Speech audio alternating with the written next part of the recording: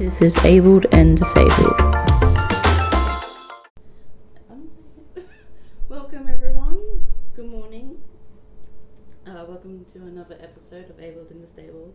Today's episode we'll be talking about video games and disability. Today we have a guest. This is Ben. We are going to ask Ben some questions about how he plays some games. What consoles do you play? Hello everybody. So I play normally PS5, sometimes PC as well. Depends what I'm playing. Got any questions? Or do you want me to? Okay. What games do you play? At the moment I'm really into Gran Turismo 7.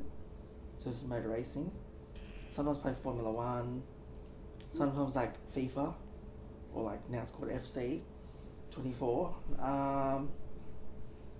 Yeah, that's about it really at the moment.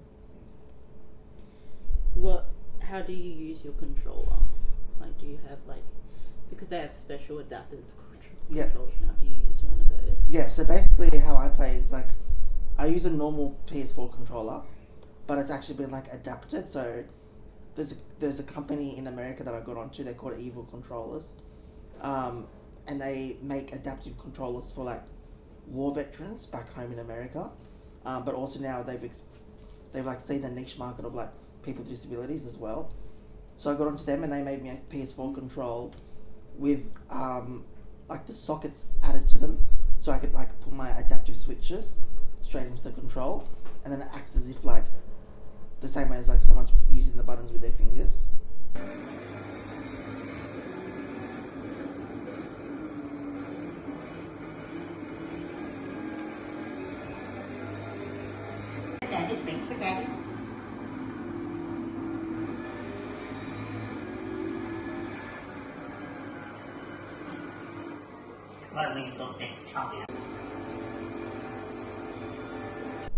Oh, that's cool. I think I've put that down in my notes on the evil control. Yeah. Yeah. Have any questions? That's all the questions I have.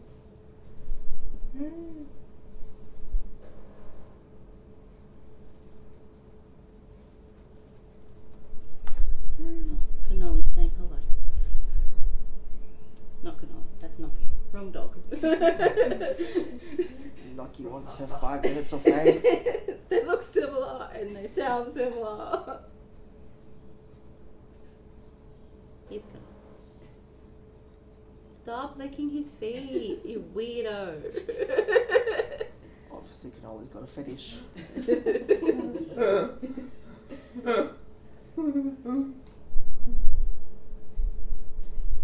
What do you like the most about playing video games? That's a good question. So with my motor racing, Gran Turismo 7, I'm actually in a number of online leagues. So I actually race against people all around Australia and a few people in Asia and stuff as well. And I think the great thing is in the gaming world, you're just another person behind the screen. So they don't know you've got a disability. They don't know, and you can compete on a level playing field as well. Whereas for so many people with disabilities, as you know, in society, there's so many things that unfortunately because of our disability or limitations, we're sort of a bit, don't have as many opportunities, or we're sort of behind people sometimes, with access and that kind of thing. So I think gaming is something that I've really loved. I can just be me, and I've met a great group of guys that I race with as well. And the league that I race with, all the money that we pay to play goes towards the Black Dog Institute as well. So it's focusing on mental health, especially in men and stuff. So a lot of the boys that we play and race with have all had some type of mental health or psychosis and that growing up through their life. So I think that's another added element as well. And we use gaming as our avenue to get away and just talk shit with each other basically. Yeah. We're filming right now, and you want to play. What's filming? We don't understand what filming is. Ah! It's like an escape for you too. It's an escape for like many people. Like, just to like de-stress and everything. It's a good de-stressor. Puppies! Shh! If I could do it full time, like I would. Yeah. And not actually work, but it doesn't pay the bills enough. Unless I become professional. But I'm not good enough. Yeah. Well, you probably start like a Twitch channel and go. I do Twitch, I do actually have a stream. Oh, cool. So, but I've got to like stream a lot more, and one of my rooms I want to make into like a streaming room. Yeah. So I've got the camera, I've got like a microphone already. I've got the full gaming setup. I've just got to like actually put it all together. Yeah, okay. And Puppies! stream. That's so cool. Well, if you can send us the link of your stream name, I could put it on the screen. Sweet.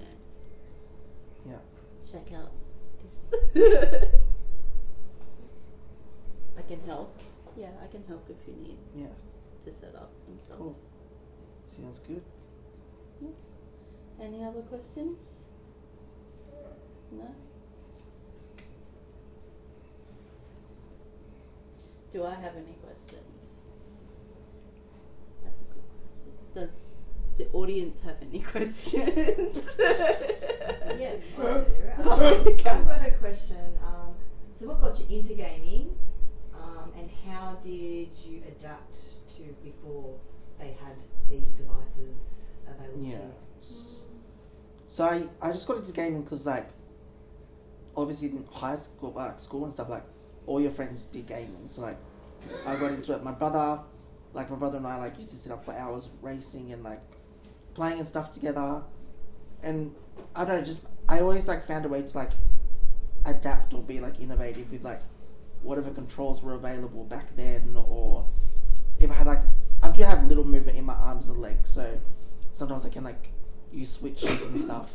But I think the really good thing now is like with all the advancements in technology and like the software, like there's so much more accessibility now in gaming for like people with disabilities. Like even in terms of just like Sony themselves, like making it so easily to like adjust the function of the button in the settings and stuff, like that wasn't around even like 5 years ago.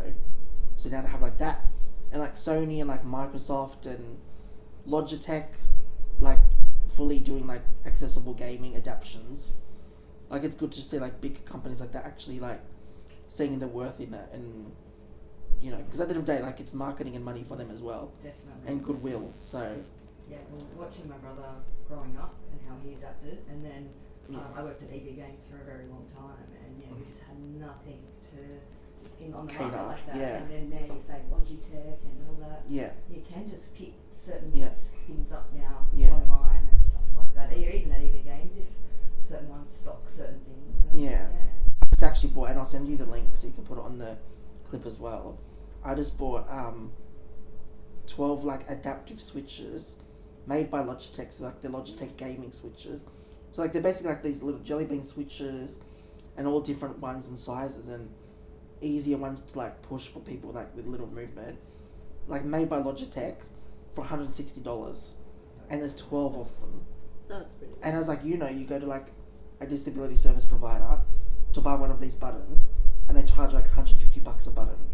Yeah, $200. So all of these things are out there. You just gotta like look and have the time and like awareness to like know what to look for. And a lot of them are actually adaptive to what you want to do. Like you can, they've got the same thing in them, then you can plug them into something else as well. Yeah. With some of these things. Well, the So pack I bought was actually designed for an Xbox, yeah, but they're like universal jack, so it plugs into my control. That's it. Yep. So yeah, That's great. Yeah. Oh, thanks for that. What did you first start on? Was it was PC the easiest for you? PlayStation. PlayStation, yeah, same tricks. I've had all the PlayStations. All the so Yeah. Sony fanboys. Yeah, yeah. I would never go to Microsoft. No. You play No, Switch. I think Xbox Nintendo. controllers were too chunky. Yeah, So The you two couldn't hands. get his head around the whole the hand. Yeah. Thing. they do have an amazing adaptive controller. Now they really Xbox do. do. Yeah, but But that's it too took them late. took them a long time to well, not really catch up, but they were the first ones that like really went and made a specific adaptive controller, even before Sony. Yeah. And now Sony have come out with one a couple months ago actually as well. So Yeah. It's awesome. yeah, Nintendo just needs to do one I now. know. Get on because with it. it was something like I saw in the video I watched about the adaptive switches from Logitech. It was obviously based in America, and one of the guys was saying like in America there was something like the stats like it's something like over like 4 million people with disabilities like are gaming. Yeah. So it's like huge, and like that's just one country. America's massive, but Yeah, it is huge. Yeah. 'Cause, like as you said before, it's an outlet. It's you can be who you want to be. Nobody's judging you. Nobody's like, you're not up against like things that just are out of your reach, sort of thing too. And now with all the accessibility, it's pretty amazing. yeah. That's all the questions Nice. we have? Yeah. That's all we have. We'll come back later. Welcome back, everyone. Thank you, Ben, for those answers. Video games have changed in recent years to become more complex, realistic, and social in nature. Researchers are now shifting away from the narrative that video games aspire people to become violent, problematic, or have problematic behavior, and are studying the real long-lasting benefits of gaming. Benefits are like improving problem solving, enhanced spatial awareness, greater processing and efficiency, enhance attention functioning, improved creativity, increased flow, relaxation, and social connectivity. You feel a bit blur. So feeling a bit blur from endo probably today. No, fatigued. You feel sick. Oh, it also has been Seb's birthday this week on the 17th, which was Wednesday. We had fun. We went to Wicked. Then we had dinner with the fam. And we're having a party tomorrow. Yeah.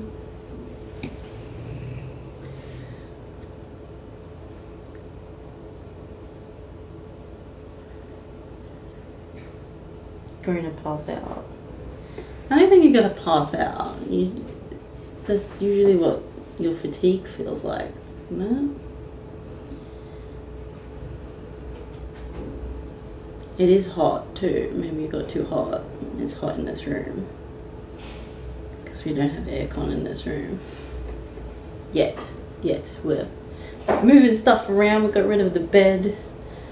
Gotta put a lounge in here and everything else. So these benefits can be useful in a wide variety of situations, such as managing dyslexia and even treating lazy eye. That's interesting.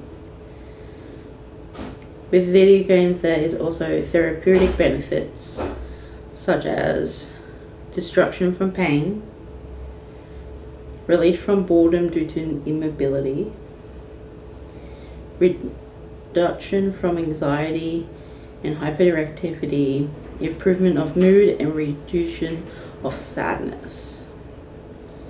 There you go. You play your Switch to help with anxiety and stuff. I know that you started doing that before your surgery last year because it was a Christmas present. And you asked for it to have it early so you can distract yourself. And you've been hooked. But it came in bulk. You're like, I want to play Animal Crossing and Fae Farm and Pokemon and everything else.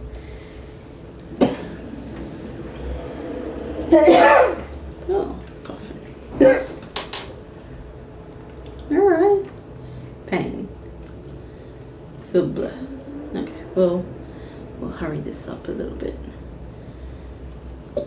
Gaming, especially online gaming and streaming, may help provide a sense of community and give people with different needs an opportunity to socialize or even earn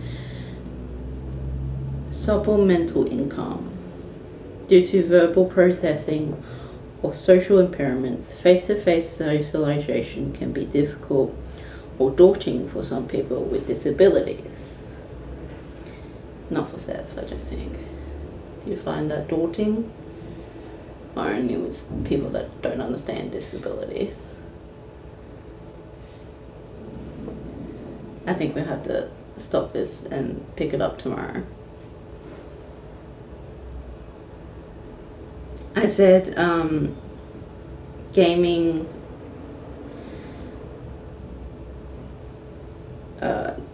what part did you hear?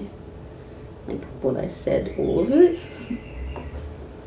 I basically said gaming, especially online gaming, may help provide a sense of community and give people with different needs an opportunity to socialize.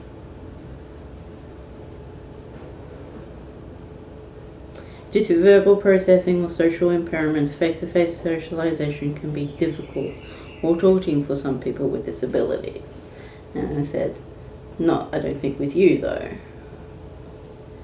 because you're just a social butterfly.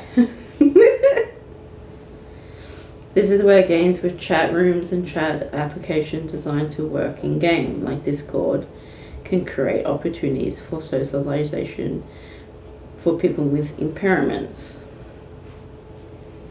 Socializing through online gaming is also an accessible option for people who may spend a significant amount of time in hospital or on bed rest due to their disability.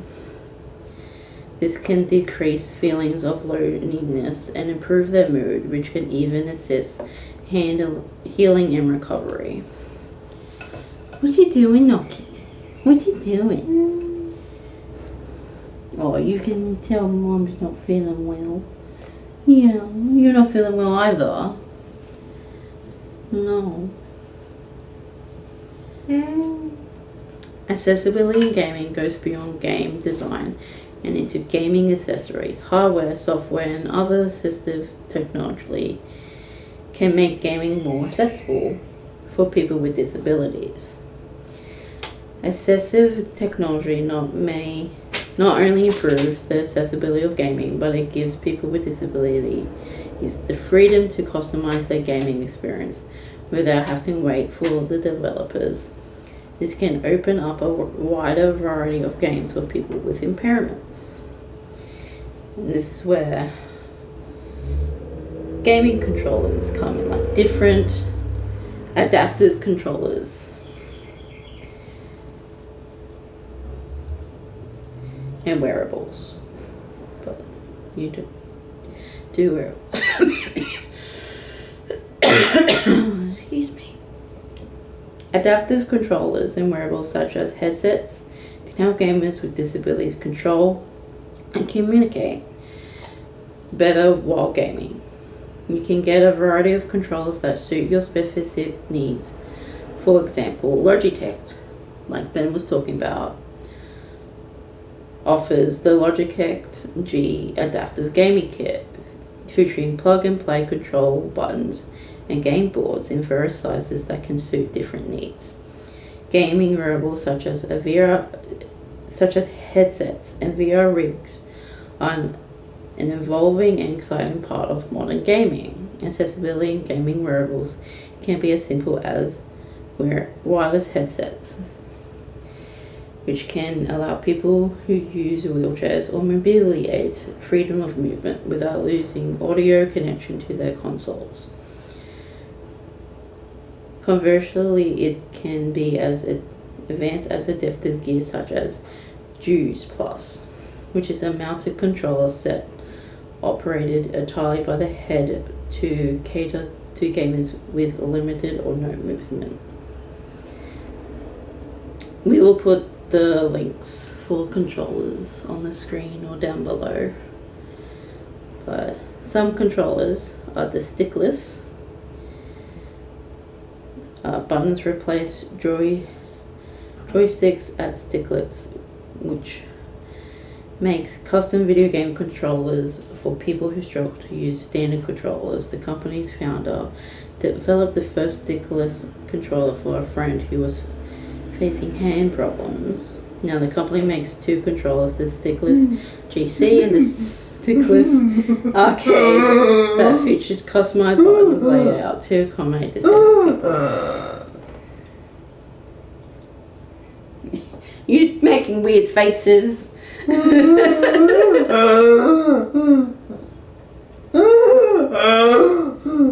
You okay?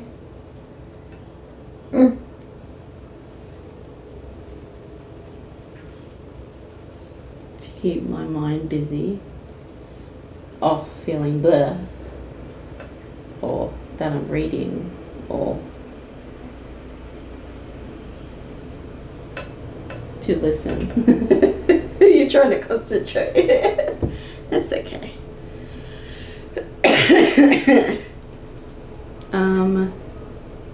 Customize options don't stop there.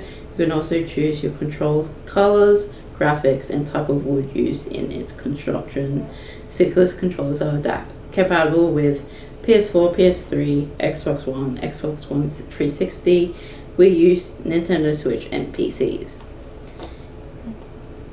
Each Stickless controller is handcrafted exclusively for each gamer, and pricing starts around at $225 USD, I presume it's USD for this, and upwards for like the different ones. And you good? And we'll talk about the Evil Controllers, the company that Ben was talking about. Popular among serious gamers for its modded controllers. Trying to concentrate still.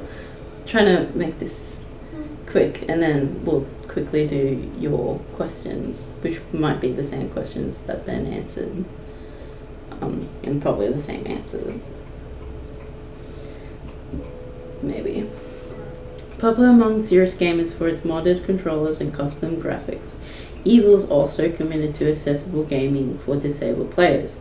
The company doesn't manufacture a line of pre-made controllers. Instead, it works with each customer individually to design a controller that suits their needs.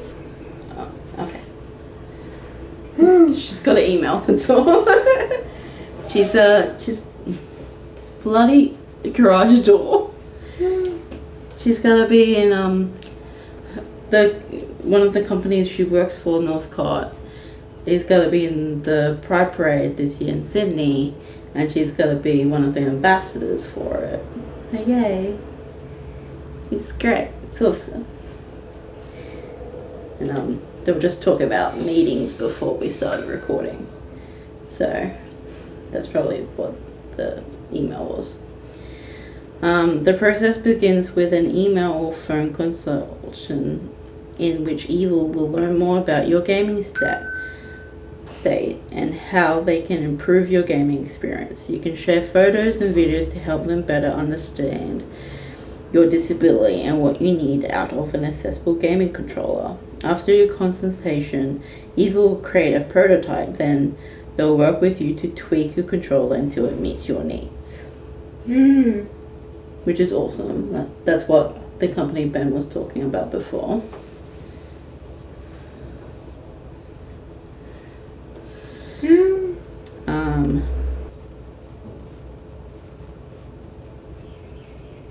That's good. Now it's also like next. The other controllers is like the Xbox adaptive controller. which is perhaps the best known of all adaptive gaming controllers. Microsoft developed the Xbox adaptive controller for gamers with limited ability.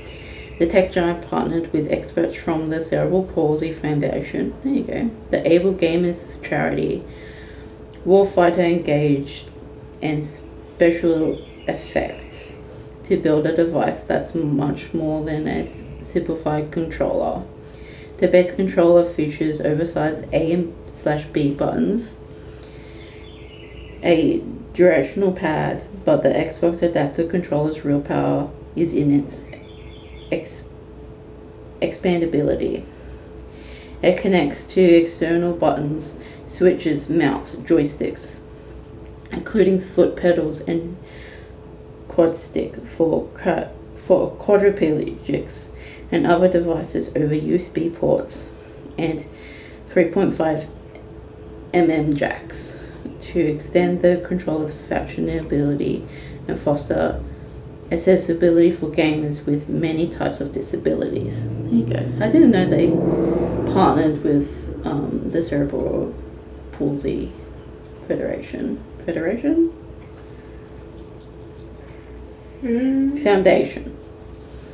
which I think is American. That's interesting.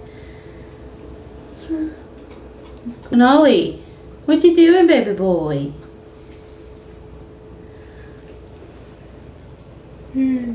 Hello. Hello, darling. You want to say hello to the people? Hello, people. He's a good boy. He's a good boy.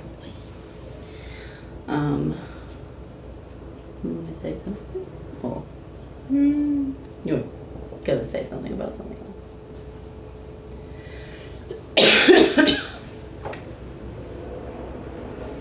You forgot what you were gonna say.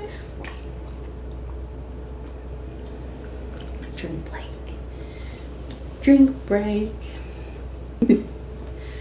All buttons can be remapped over the Xbox Accessories app to support your preferred functionality. And you can save multiple gamer profiles so each can play according to their preference. That's awesome. Put it all together in the Xbox adaptive controller is an excellent option for gamers, especially given it's like $100 in USD. The best part, it works with all Xbox consoles and Windows 10 PCs, so it enables gamers to enjoy their entire Xbox game library plus Windows 10 PC games. That's cool. That's awesome.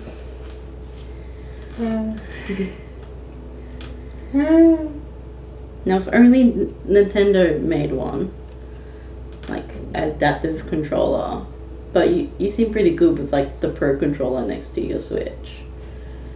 You've gotten like a little bit of a hang of like using that and stuff, but it might be easier if it's like everything's on one side that you can use it. Oh no, that's fine. You're happy with the Pro controller and the Switch next to each other, okay. And I help out if you need help quickly too. So, which will show how Sev plays games here. Here's how Sev plays a game. Ooh, phone is ringing.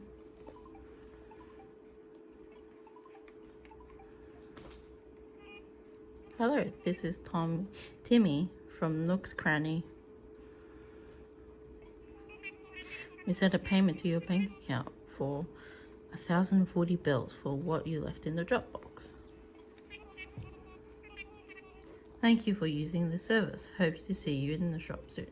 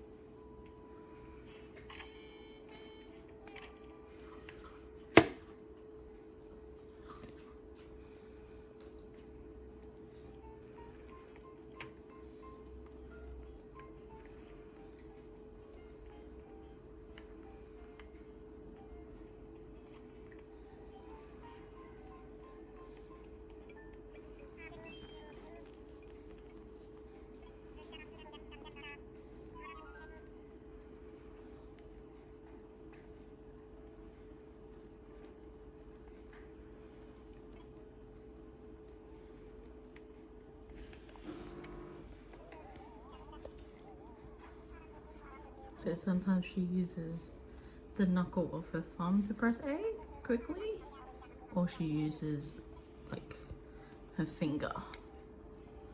Just depends on like what's easier in the moment.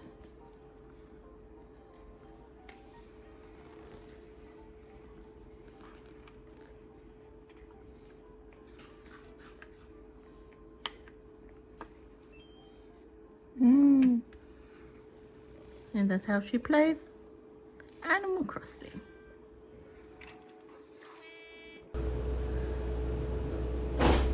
That's cool. Next is the Quadstick. The Quadstick is a... She's gonna give me a heart attack one day, I swear. Is a mouth open operated controller designed to enable quadriplegics to play video games at a high level and to participate as equals in social gaming communities. It was developed by Fred Davison, who sought to carry on Ken Kavalitz's work, that's a long name, on mouth-operated video game controllers, and intentionally founded over a crowd-sourced Kickstarter campaign. Free versions are available. The FPS, which features a joystick, 4 sips/puff processor sensors, and a lip precision sensor. The original, which offers the same features as the FPS with a lower cost joystick gimbal, and the Singleton, which is a simpler version designed those who wish to operate a computer but not play video games. That's cool. So not only did they do it for video games, they did it for like just computer work. Mappable controls make it easy to customize the gaming experience, and users can remap inputs and outputs quickly during gameplay. The Quadstick works directly with the PS4, PS3 and Nintendo Switch, as well as Windows and Mac computers. Add a converter and is also compatible with the PS5, Xbox One and Xbox 360. That means the Quadstick empowers quadriplegics to play just about any title on all popular consoles in the gaming universe. That's cool. It's like PS5 is the Axis controller. It's a custom controller kit designed to help players with disability play games more comfortably for longer. Before easy access, the controller can be operated from any 360 degrees rotation, used on flat surfaces without needing to be held, and can also be attached to an AMPS pattern mount. That's cool. You can do you want to see a picture? That's what it looks like.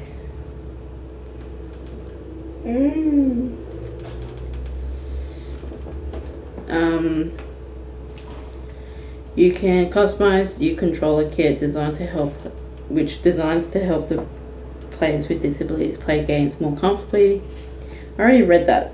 Why am I reading that again? Jesus. Oops.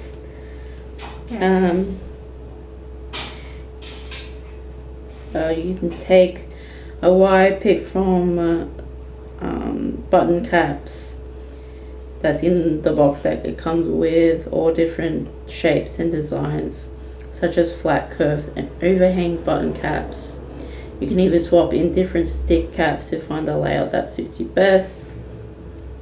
It's clearly labeled which functions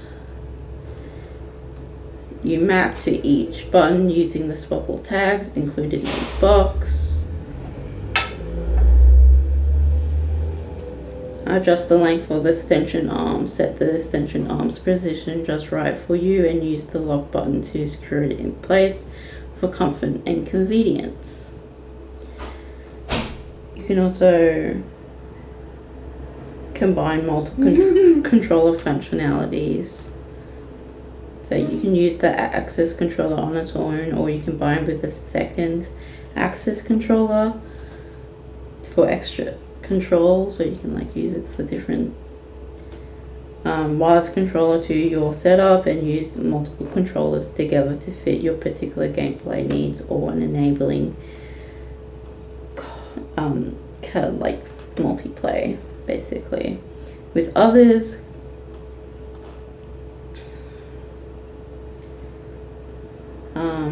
it has basically everything that a controller has.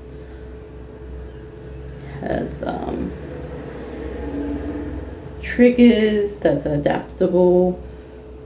You can move them, built-in microphone, speaker, audio jack, motion sensor, and touchpad swipe. So everything like a PS4, 5 or 4 controller has.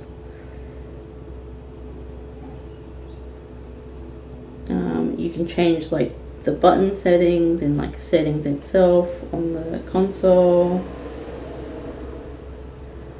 which is interesting. That's cool. Yeah, we just especially need Nintendo to make one, especially like with people that don't play like you play. That's cool. But yeah, it has like video games have like huge benefits for people with disabilities and people without disabilities.